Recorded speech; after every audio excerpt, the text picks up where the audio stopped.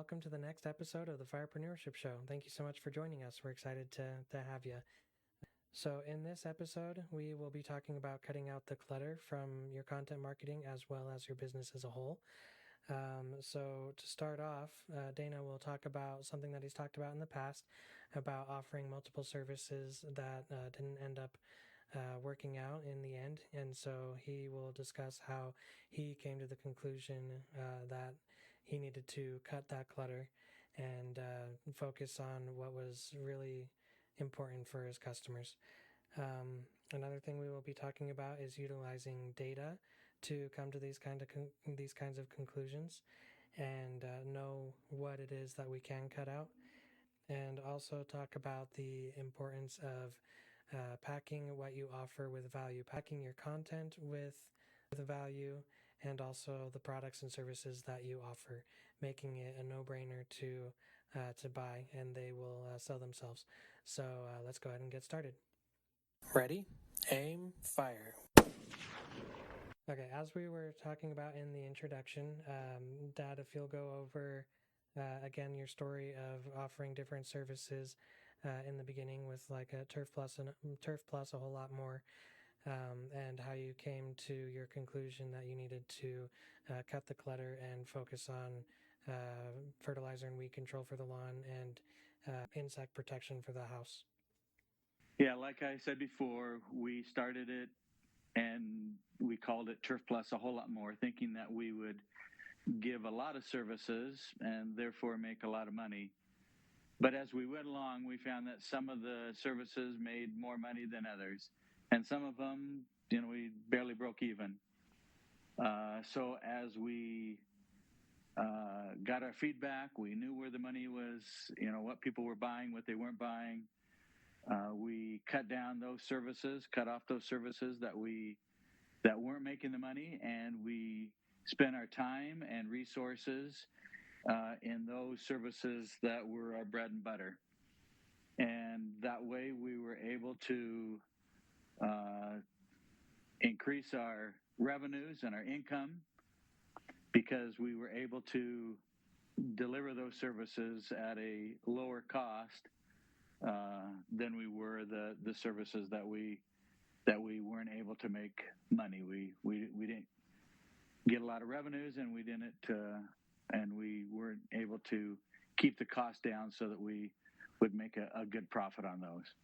So as time went on, we changed from the shotgun approach to a much more precise approach, really focusing on the lawn care and also the bug barricade. Both of those were giving us good revenue and good bottom lines. And so we really focused on those and started making some good money. An interesting thing to balance there, the value that you pack in and also a reasonable price for your customers. That's definitely something that you need to experiment with and make sure you really know your target market so that you know what is important to them, what they find as valuable, and their price range. What are they able to afford to pay? And I also really like that concept of using the shotgun approach or casting a wide net.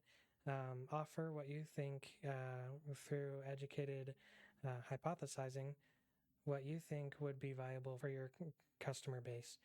And as time goes on, the evidence, the data will show you what is working, what isn't working.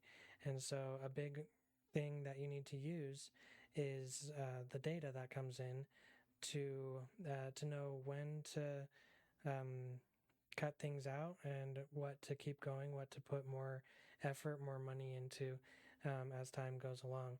So when it comes to your experience, Dad, when you were offering those other services, you noticed that in some of them you were like just barely breaking even, or the profit margin wasn't all that great, and that was all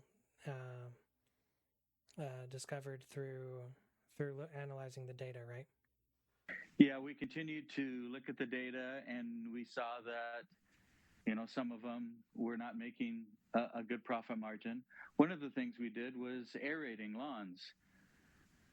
And we were making money, but the profit margin was very low. And it was distracting us from our bread and butter, which was making lawns green and weed free. So we stopped doing the aerating. And some of our customers didn't like that, but overall, we were able to generate a larger profit, much larger profit.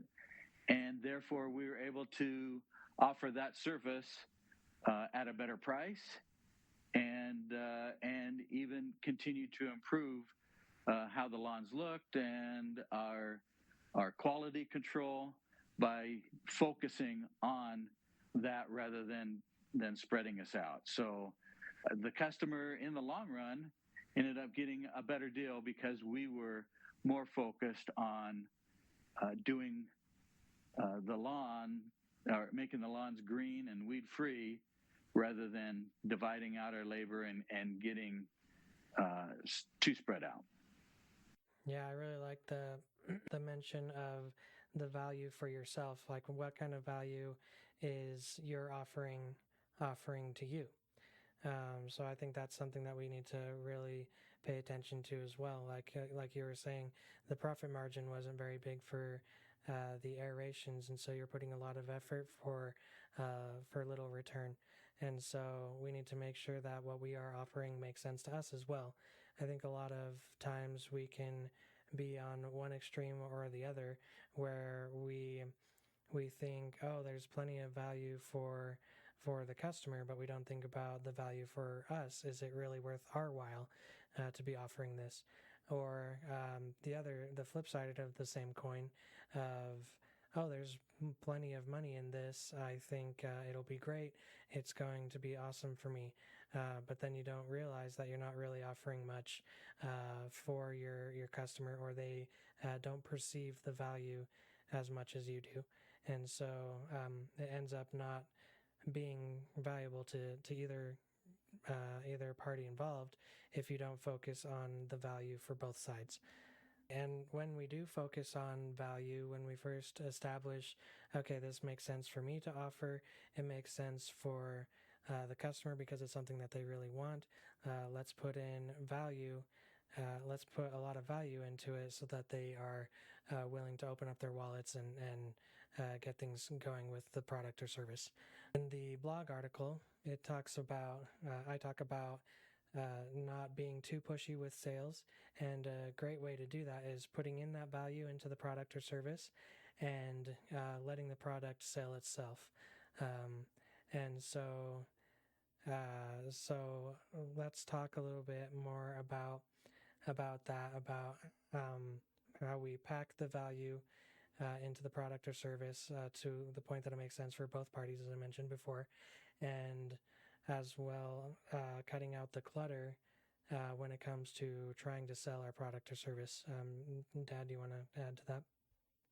One of the ways that we cut out clutter in our sales was to make sure that we never talked poorly about the competition. I think that when you talk poorly about the competition, it takes the focus off the value that you have to offer and gets them focused on, oh, there are other options rather than what's in front of me. But when you focus just on the value that you have to offer and help them feel the way that you want them to feel for them and for their family, the experience that you want them to have, they can switch right into impulse mode and feel like, okay, this is for me, done. I don't even think about looking around. They're ready.